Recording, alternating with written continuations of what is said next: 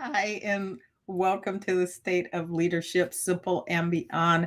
That is Robert Hilliard. I am Whitney Wiley, and we are here on Thursdays, 12 noon Pacific, 3 p.m. Eastern, talking all things leadership. And today we are talking about mastery. We're continuing our discussion about mastery, being masterful in your leadership. And we're going to talk about that today in the context of situational leadership and how you can master that approach as a tool or strategy.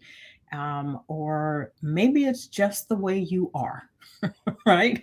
That you are someone who's adaptable and will follow what's happening in the situation, what's happening in the here and now, in order to lead your team, lead yourself, lead your team in the best way possible. So, Robert, any opening thoughts about situational leadership and where we're taking this conversation today? Yeah, from we're looking at situational leadership in the broader sense, not just usually when people talk about situational leadership, they talk about the leader adapting their style to the team members. We're talking about adapting their leadership approach based on the overall situation. So the nerd in me was screaming, it's like, well, that's not that's not what we learned. Situational leadership, but we're talking about the broader sense of adapting your leadership style to the situation, not just having a one size fits all approach to leadership. Absolutely. And when we decided to talk about this, my thought was we're talking about mastery this month, right? Being masterful. And, it's like, well, how do you be masterful? That's not the question I was asking, but what are some ways that you can demonstrate your mastery, right? And it seemed to me, and maybe I'm wrong, you can correct me, and certainly anyone in the audience, if you have other thoughts, I welcome them. I don't know everything, but it seems to me that the best way to be a master of something is to be someone who's flexible, right? And so you can acquire knowledge, and skill, expertise, and you can act as if that's the sum total of all there is, or be constantly willing to adapt to situations. And so therefore being flexible, being open to learning more, which we obviously believe is a skill that leaders have, should have, and have, is the ultimate demonstration of mastery, if I may, right? At least that's where I was going when I was thinking about this. Well, and to clarify something, I never correct you. As I correct you, I may amend something that you say, but I don't You can correct. correct me. It's not like I've never been wrong. So, Well, I think that's certainly a part of leadership is being flexible. There's different aspects of leadership. yes, There's a part of leadership. I'm sorry, different aspects of mastery, I should say. There's a part of mastery where you focus on one thing in an inflexible way so that you can be flexible later, right? So you play tennis, doing your backhand one way until it's really inside you, and then you can take it and you can adapt it based that's a on good that's a good analogy, right? Because you would learn that stroke as a tennis player. You would learn that stroke, you would master it, you would, muscle memory. And then, as I remember learning tennis, then you learn how to make adjustments to that, to make a slice, right? To have it hit underhand or overhand or lobs and volleys and things. But you start with the basics, you master that, you get that honed in, and then you can move on to adaptations, I guess would be a good way, or modifications of that thing that you've learned in order to adapt to the situation. Because if all you ever learned was a backhand, you would expend a lot of energy, which makes, as I'm thinking about it, makes your analogy even more brilliant, Robert, right? Is you would expend a lot of energy always trying to get in a position to hit a backhand, Right. right? And so if you apply that to leadership, if you always were running around trying to make your style fit a situation rather than being open and willing to adapting to the situation, then right, you could use some other skills, some other tools, some other strategies. You could leverage other resources, people, etc., Yeah. which you wouldn't have if you were locked into one thing forever. But I agree with you, Yeah. right? Yeah. Get honed in, and then you can. Yeah, then you can be flexible with it and adapt. For example, using the tennis analogy, your coach, your tennis coach may be a righty, and you've used, you only used to playing a righty. What happens when you play a lefty? Yeah. It's going to change a lot. So that's when flexibility can really help you become masterful. And I Yeah. think one of the things that a lot of leaders, the traps that leaders fall into is that in order to be masterful at something, you have to first admit that you're not masterful. And True. a lot of, and even if you become very good at it, and other people may consider you a master, still have that beginner's mindset will allow you to be even more adaptable, even more masterful in Yeah. your leadership style. And I think that's where a lot of people get. I mean, I don't know. I know very few leaders, and this is not a disparaging remark in any way, because most of the leaders, 99% of them, are great people. But if Yeah. you were to ask them in a room full of people, if there were things they need to work on, they'd be like, yeah. They wouldn't really be 100% honest. They may have some false modesty there, but really admitting that you don't do something very well is the first step at being able to be masterful at it. I concur. I concur.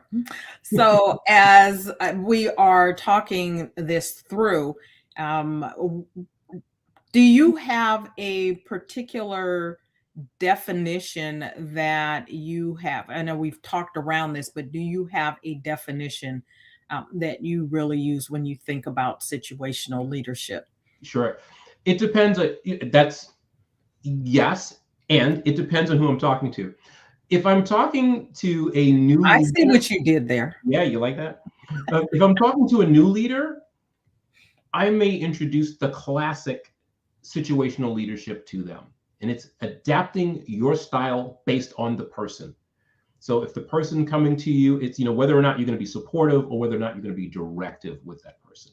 If that person's coming to you and they are very enthusiastic and but they have zero capabilities, you're going to be more directive with them, give them lots of suggestions. They may come to you and that person may be very skilled in that. You're going to offer more support if they are, they have the skill, but they have run into some roadblocks and their confidence is waning. You're going to offer more support, Okay. emotional support. So I'll talk to them in that way so that they have a baseline for leadership.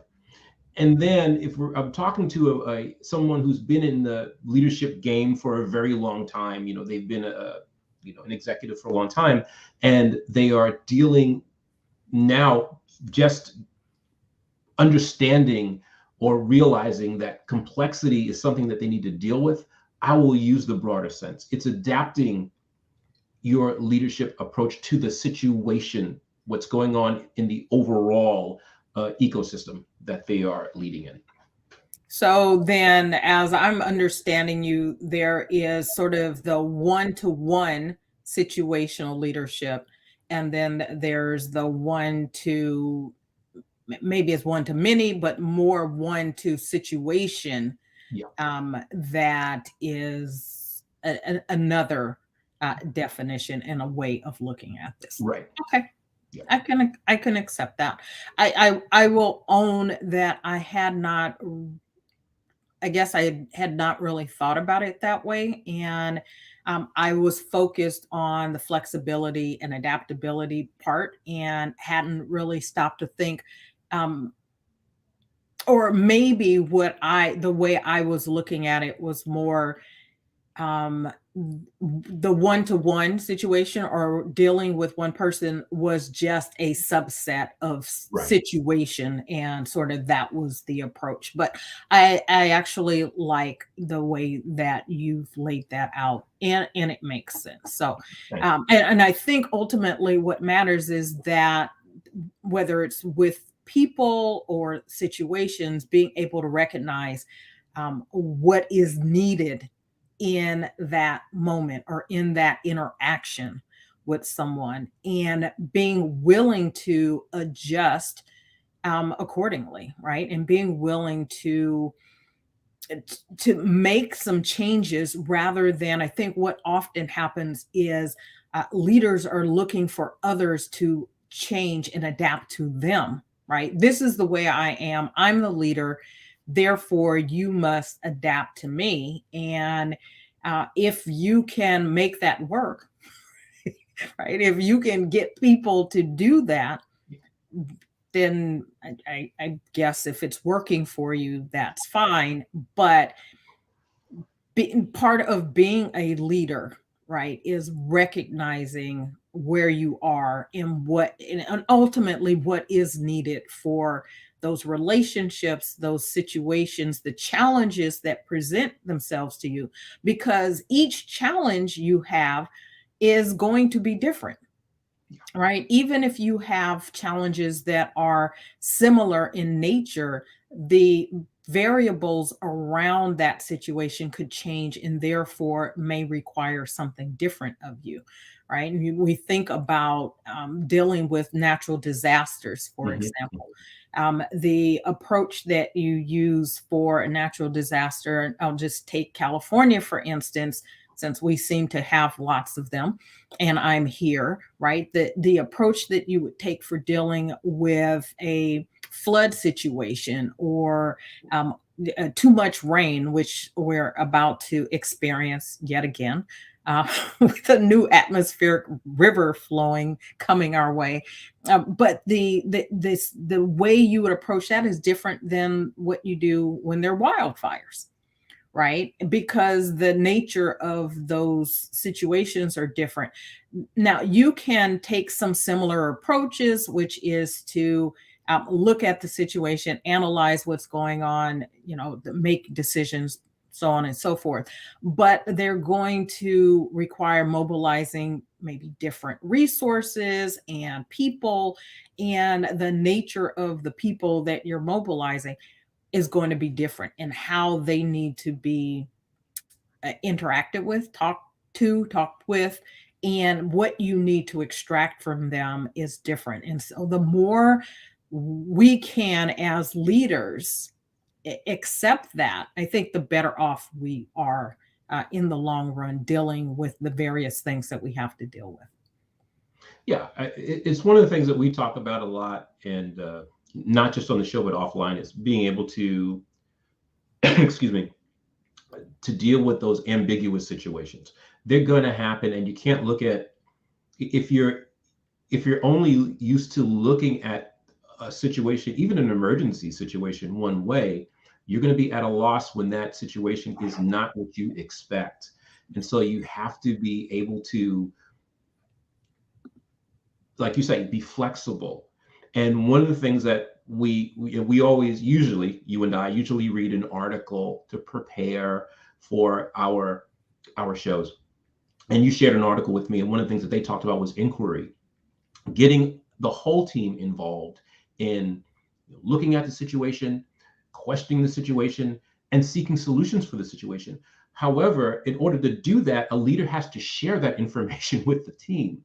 And that's where some leaders they fall short. They keep the information, from themselves, and it's not necessarily because of ego. Maybe they feel that, other their team is doing an important job and they don't want to burden them with that. Yeah. But sometimes that can limit not sometimes, it limits the pool of ideas that go in there. Collective IQ is Right. higher than the IQ of one person. And everybody has different ways of looking at things. And so the solution to the problem could be right there in the heads of one of your team members. And so that's the challenge, to be able to tap the team so that they can feel that they can be involved in the situation. So I want you to, I'm going to share a comment that we have from the audience. And so I'll just read it so that those of you who may be listening and not actually watching, in working with executives and leaders, do you feel there's a correlation in regards to situational leadership and introducing change and or change management in organizations? Normally, when leaders or people have to adapt change, they are reluctant. True. It can. Right? We are not, even leaders, right? We are not necessarily the best at dealing with change. We are creatures of habit, right? Some people more than others. Um, it is, as I understand it, certainty, stability is a human need. And some people have that in higher doses than others. At the same time, variety is a human need. And some people may have that it may rank higher than their need for certainty and or stability. And so they may be the types of people who adapt to change, are willing to accept change a little more easily. I'm definitely one of those people. I've been working on this for years now, where stability it was like my number one human need, right? When I was doing a ranking of them, it was like the number one human need. The challenge with that, and not addressing that, is that things are always changing. Things are always changing. And if you get locked into this concept of it, things need to be the way that they are always, you're going to find yourself behind the eight ball a lot of times. So the answer to the question is yes. Yeah, definitely. Absolutely. And and it's interesting for me because a lot of times when I work with leaders and I introduce these concepts to them, they are willing to change. They understand that, they come to me because they are stuck, maybe they've hit the wall, or they just need a different approach. But if you're introducing it to somebody that has not asked for assistance, you are definitely going to deal with reluctance, some kind of resistance, because people love predictability. And just drilling down a little bit deeper than that, we like to consider ourselves stable. And so when you tell somebody that they need to change something, there is going to be lots of reluctance and I don't want to say lots. There's going to be some form of resistance or reluctance. You're welcome. So, mastering situational leadership then is important because it allows you to be more effective in a variety of situations, or in leading your team, because your team is not comprised of a homogeneous, most teams are not comprised of homogeneous individuals, right? They are individuals. They come with different worldviews, different experiences, different personalities, and relating to them requires that you deal with them as individuals. Otherwise, you're going to have challenges with building trust, challenges with communication, and fostering a productive and engaged work environment. Um, and so, this willingness to develop your own skills and abilities um, becomes paramount as part of the wide range of things ultimately that you have to master. And as we're talking about simple leadership, the simple leadership method, your willingness to be masterful, mastering numbers of different things is crucial to your success. Absolutely. And I always tell people the more tools you have, the better off you're going to be.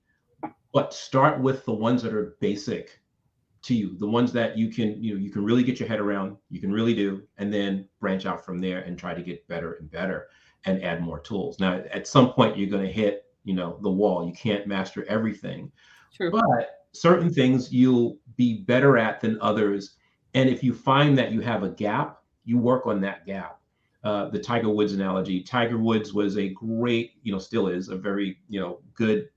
Is he? Is he though? Probably not anymore. He had a couple injuries, but if you ask me, probably the greatest golfer of his generation. I will go with that. Okay, I will go with that. but he had I love Tiger Woods. I'm not bashing. I'm just yeah. There's tons of players that are way better now, but he's getting old. He's injured, but hey, what you got against old? Stop it. nothing. I'm there with you. I'm there with you. But he had a hard time getting out of sand traps. Yeah. So what the strategy was, let's not be the best at getting out of the sand traps. Let's just be better than what you are. And that elevated his entire game and allowed him to win his first, major tournament. Was just being good, getting, going from not very good to average at one thing helped him. And then he, looked to get better and better at times. So I like that analogy and that approach. You'll be really, most of us, we focus on the things that we're really good at, right? But focus on the things that you're not so good at, and then it'll bring your overall game up. I like it. So I want to share a real life example of someone in who's in a leadership position and some of what this person has done to be a master at situational leadership. So it is oh shoot, I'm spacing the first name. It's Rametti, CEO IBM. Shoot, spacing first name, but you could look it up. But you can look it up.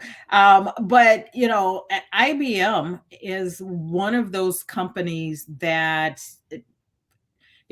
was on the forefront, right, of computing, and then sort of lost its way.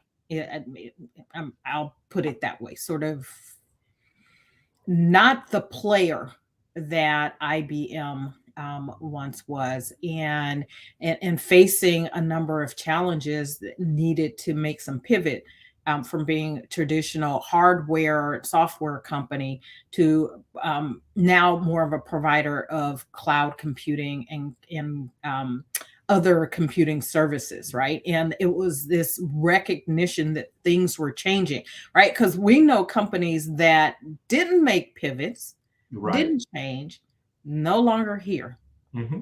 right? Some have had to try to make some adjustments or made some late pivots to try to make some comebacks, right? I think of like BlackBerry is one of those. It was hugely on the forefront in personal devices, computing, handheld computing devices. I remember begging my boss for BlackBerry. And then I remember begging my boss to get rid of the BlackBerry to move to the iPhone, right? Yeah. I love BlackBerry. Do you still use the BlackBerry? No, are they still around? No. They are still around, and I hear are trying to make a comeback, which is sort of my point, right? Which is that if you are not willing to adapt to the to scan the landscape, Mhm, mhm. going to the question about change and people not wanting to make change. We're the best at doing this thing, and now this whole new thing is coming along.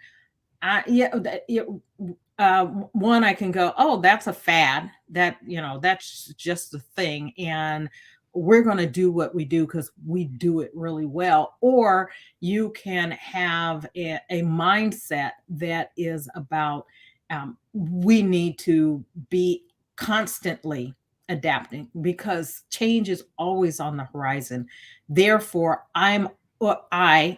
we as a team, we're going to constantly be innovating and looking at how we can stay on top of what's going on. And so Remedi's approach to situational leadership was about exactly that collaboration and innovation. And she's known for building diverse and inclusive teams and encouraging the open communication that is necessary to be able to have the conversations that allows people to bring, and we talk about this all the time, right? Being a learning organization, being willing to learn, not be so locked in that you're not willing to learn, that you don't create an environment where people are allowed to try new things, innovative things, and see if they work, they work. If they don't, then let's learn something from it and move on. Yeah, I totally agree. And it's the difference between having a fixed mindset and a growth mindset, and allowing people to have that growth mindset so that you can tackle some of the toughest situations out there. And the challenge, like you pointed out earlier, is that people they like stability. Organizations, as we talk about, are organisms because they're filled with living, breathing people. And so collectively, they like stability too. The problem is that the outside environment is not always stable. And Right. so when you're trying to be stable, but the environment is not stable, it's going to make you collapse. It's like a building that's too rigid, right? So that's why they make buildings that they're engineered to move when there's a lot of wind. If it's too rigid, it's going to collapse. You have to have that flexibility to be able to move and adapt when the wind is blowing, so that you can, weather those storms of unpredictability. So I know we haven't really started talking about complexity in VUCA. It's coming up with one of the books but this is what we're getting at. And so having this situational leadership can help you in those in the times of volatility, uncertainty, complexity, and ambiguity. Absolutely. Absolutely. And so just wrapping up sort of that IBM, there were, I'm sure, lots of pivots that happen in that business. But in 2013, there was a decision was to sell off the server business, like the Mhm. low end server business, and sold it to another company in order for them to focus on where they ended up, which was in Right. cloud computing, right? So it is the ability to recognize that and then to further move that along, a willingness to embrace just change in general, right? If we don't embrace something, just like Robert just said, right, we're not willing to embrace what is and work with what is, then we are constantly fighting against, right? We're resisting, and resistance requires effort and energy and resources that are not then available to be used to move you forward. Right. Absolutely. Absolutely. Do you have an example or story that has resonated with you? There I are know many. you do. I guess I could have asked that question a different way, huh? Well, there are many Instead stories. of "Do you?" What is? Well, there are many stories, but I think you know, and I was thinking about this when you started talking about IBM. Really, I think a really good example of this, and we talked about this a lot, I think in 2020, 2021, the pandemic. There were signs that this was coming for a while, and people just, whether it was disbelief or they just were slow to act, and some companies were devastated because of that. Other companies were able to, once they could get over the shock quickly, because let's face it, I think that most organizations were, unless you worked for the World Health Organization or the CDC, you're like, oh my goodness, it just kind of came out of nowhere when it really hit. Those organizations that got over the shock really quickly and were able to adapt and flex and do try some different things, they were able to weather the storm a lot better. And I think that's key, is being able to, you got to put your feelers out there. You got to put your feelers out there. Yeah. And we always talk about scanning the environment, seeing what's going on. Ask yourself some questions. Ask, things like, first of all, you need to monitor, if you're a leader and you want to project, how should I say this, confidence. You Mm, need to mhm. monitor yourself when you are experiencing any kind of volatility or ambiguity. Monitor yourself, your physical sensations, how you think. A lot of people do not think well when they're faced with situations that are out of the ordinary. A lot of people, myself included. I'm going to put myself in there. So it's really monitoring how you think and your physical sensations, so that you can, come up with strategies for being better at projecting confidence, because people are looking to you for confidence. And if you don't feel confident, it's okay to say, you know what, I'm struggling with this too. Be empathetic and let them understand that. But there's two sides of that coin that you want to be able to do. The other thing is using inquiry to create a plan. Yeah. So you can ask yourself, what might happen that we haven't thought of? So using your team to do that, getting the ideas from everybody on the team, will allow you to be more flexible, more, I don't want to use the word agile because we're not really talking about that, but flexible, adaptable, and come up with better ideas. And then look at, how can we recover if things, if the wheels fall off, how can we recover? How can we get back? So you're looking at two ways, looking at it two ways. What hasn't happened that might? And if the worst thing happens, how can we get back on track? Yeah. So it allows you to kind of, I don't want to say predict, because there's many, it's like the multiverse, right? There are many possibilities of things that can happen, but the more ideas you put out there, the more likely you're going to hit a solution that's going to help you, or at least come close to helping you. That is true. And so that was me trying to adapt to it's garbage time in California. So, there's a story, well, not story, but another example is Mary Barra. So, I mentioned Mary Barra's rise to um, uh, CEO of GM, usually in my leadership classes.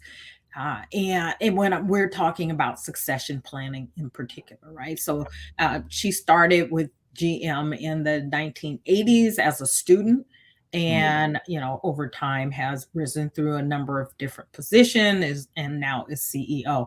And at the time that she took over GM, they were dealing with the fallout from some scandals that had to do with that damaged the reputation of the car. The car industry in general had been, particularly the American car industry, right, had really suffered through some quality issues, and perceived and or real.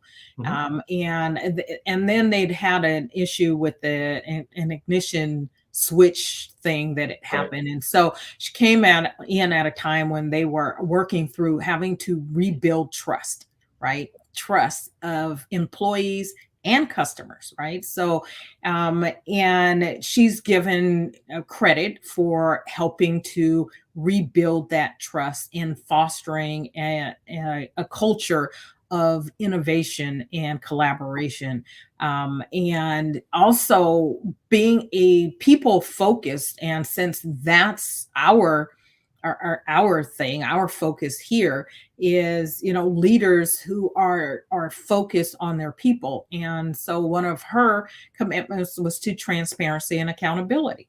And when we think about accountability, we think often of holding people to a standard, which is true, but accountability is also taking ownership Yeah. of what is happening. And as the CEO of a company, any CEO, any company, right, the buck is supposed to stop with you. And Mhm. ultimately, you have to take ownership of what is happening in your company, whether you are the one that created it or you're the one that comes in and has to move the ball forward. You don't get to say, well, that happened on somebody else's watch, and therefore, what I am going to collect my paychecks and move on. That's not how it works. Right? That's not how it works. You take ownership, and what are you going to do from here? Right. And so, one of the things that she's been known for is prioritizing employee engagement and development, and empowering the team so that they also take ownership of their work and drive results, which is how you turn a situation like that around, right? She couldn't do it by herself. It takes the people who are the designers, the engineers, the people on the assembly line, everyone taking ownership of their role in the products that come from that company in order to turn things around. So being adaptable is a huge trait, and that was exemplified again. You mentioned, the start of the pandemic, and a willingness, right? I'm sure nobody was interested in a lot of the things that had to happen, but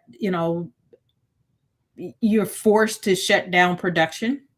What do you do? Right?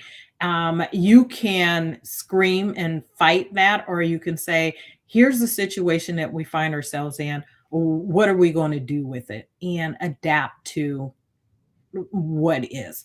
And the way I understand is there was, efforts to help to develop and implement new safety protocols and procedures that would allow, when the time came, for production schedules to resume in a safe manner. Mhm.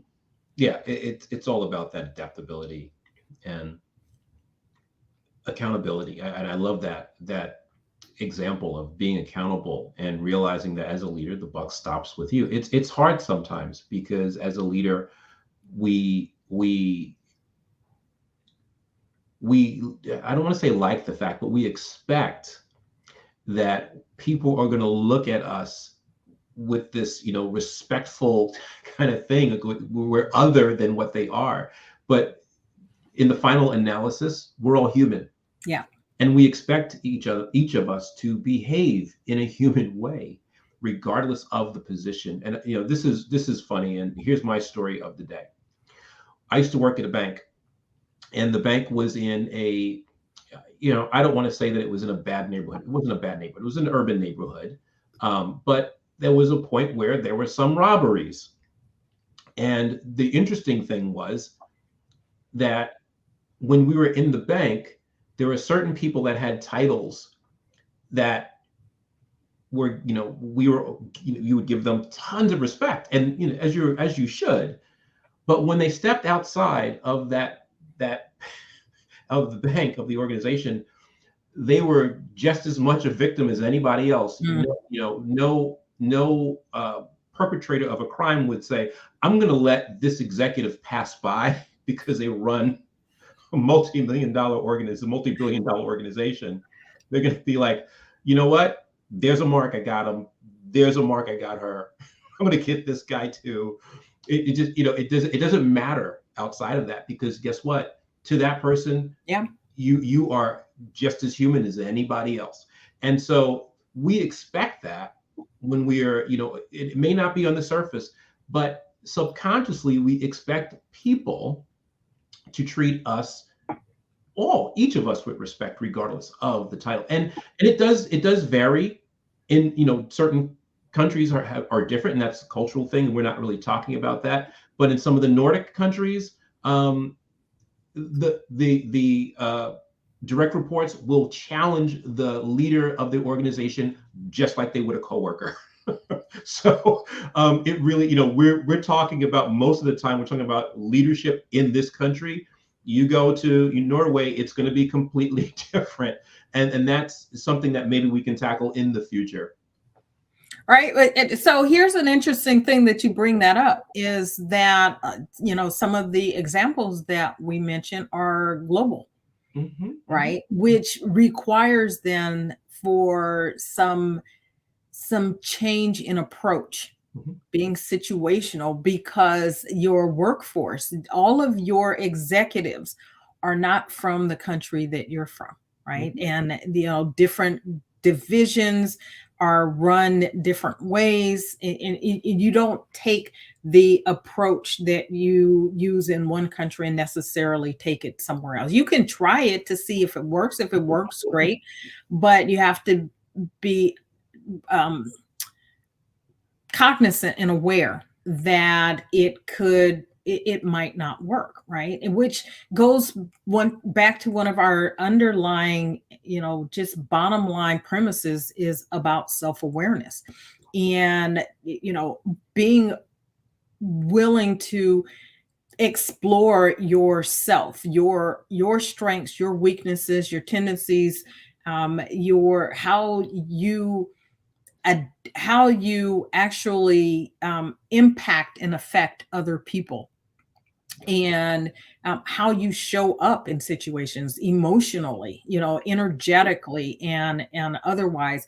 Because if you go into a situation in another country and don't understand the people and their approach to business, their approach to life, their approach to relationships, and just go in with doing it the only way, you can ruffle feathers, you could damage relationships, you could, you could end up damaging your business, and in a way that may or may not recover.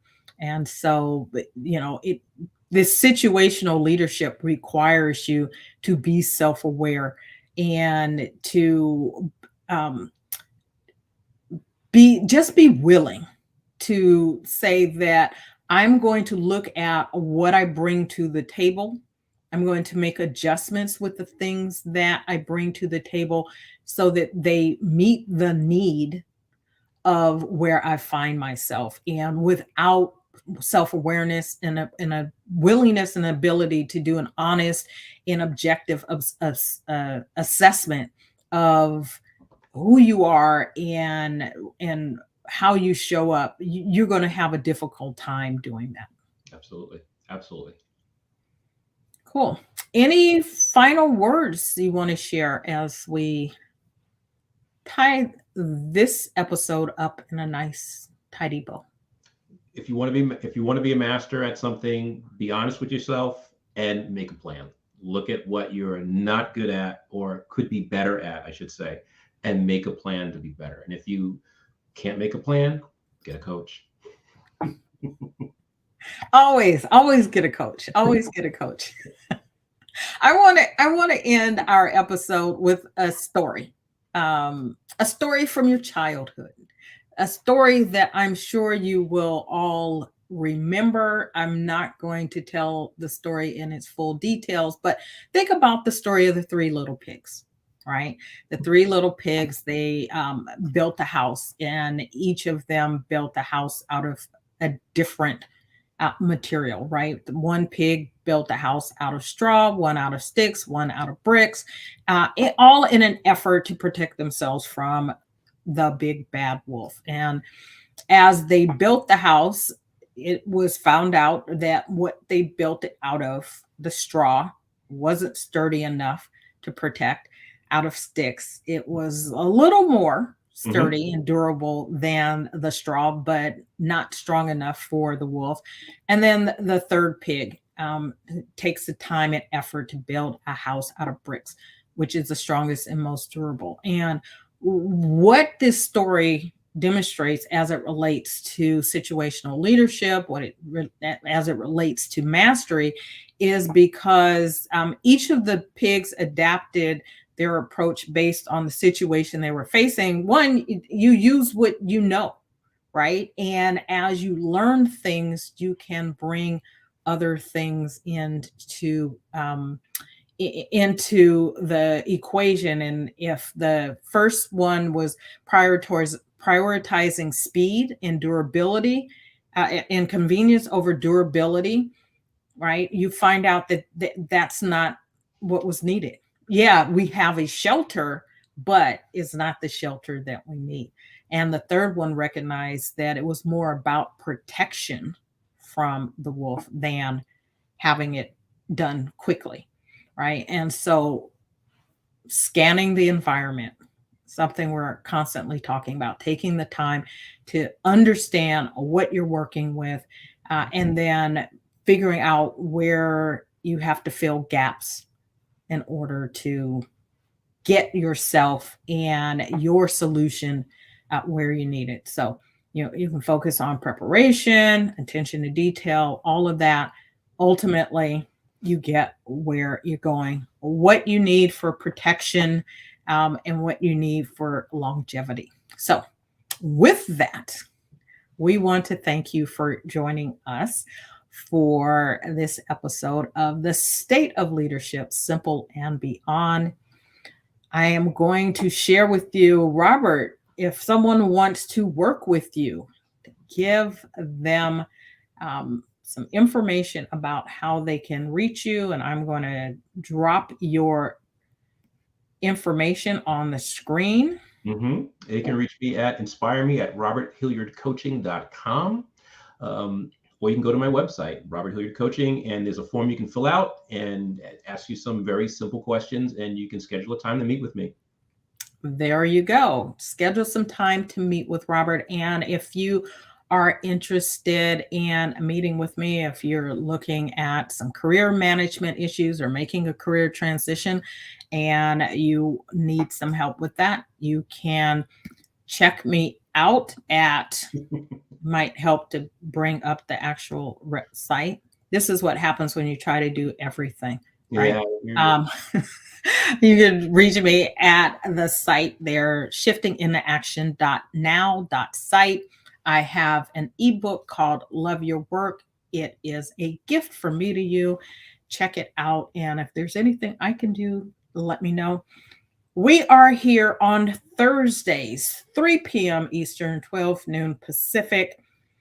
Next week, we will have an interview. We've got a guest coming up, Eddie Johnson.